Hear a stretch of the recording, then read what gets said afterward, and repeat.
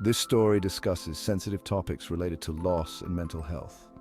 If you or someone you know is struggling, please seek help from a trusted friend, family member, or a professional. You are not alone.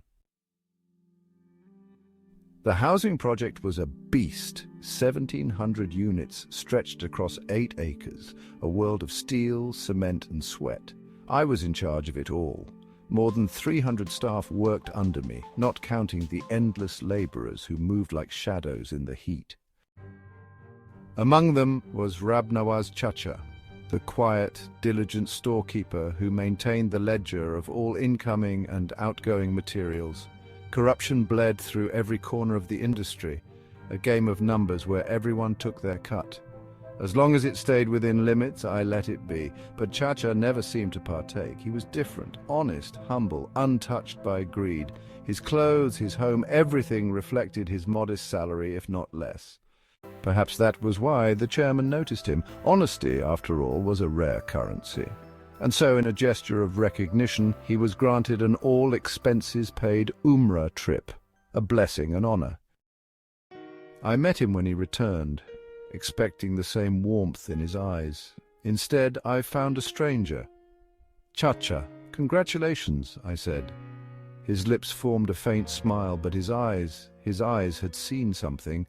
They looked past me, through me, as if he were somewhere else entirely. Over the following month, we crossed paths a handful of times. Each time he looked weaker, as if something unseen was hollowing him from the inside out. The Rab Nawaz Chacha I had known was fading before my eyes. Then one day he came to my office. "Sajid, I wanted to talk about something." I put my pen down. "Go ahead, Chacha." He hesitated. "No, Sajid, I need to talk to Chairman Sahab." I replied, "The chairman will visit on Sunday. You can speak to him then." He looked down, rubbing his hands together. A deep breath. Then, barely above a whisper, "Sajid, can I tell you something?" I leaned in. "Of course, Chacha." For a moment he seemed ready to speak. His lips parted, then stopped, his shoulders dropped. He shook his head and murmured, "Nothing, don't bother." And with that he turned and walked away. The next morning started like any other. I arrived on site, reviewing plans, issuing instructions.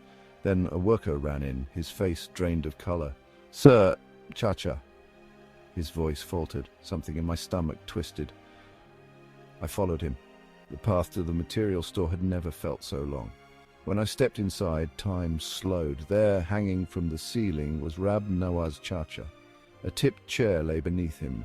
A sealed letter sat on his desk, addressed to the chairman.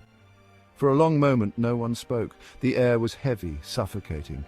Outside, life continued. Machines roared, men shouted. But here, in this room, everything had stopped.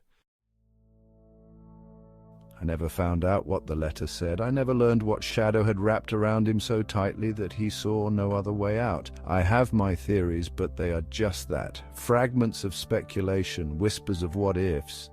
But I knew one thing: he was suffering, and I saw it. I saw it in the way his hands trembled, in the weight pressing down on his shoulders. I saw it in his eyes that day in my office. He had reached out, and I let him walk away. That moment replays in my mind over and over. Sometimes I wonder, had I reached out? Had I placed a hand on his shoulder? Had I simply asked again? Could it have changed anything? Or had his fate already been sealed, long before he ever stepped into my office? I will never know. The ledger on his desk remained open, untouched. His last recorded entry still there, neat, precise, like nothing had happened. But he was gone. And that perhaps is the cruelest part of all. Thank you for watching aikdastaan, where every tale is a testament to the human spirit and every voice resonates with the truth as they perceive it.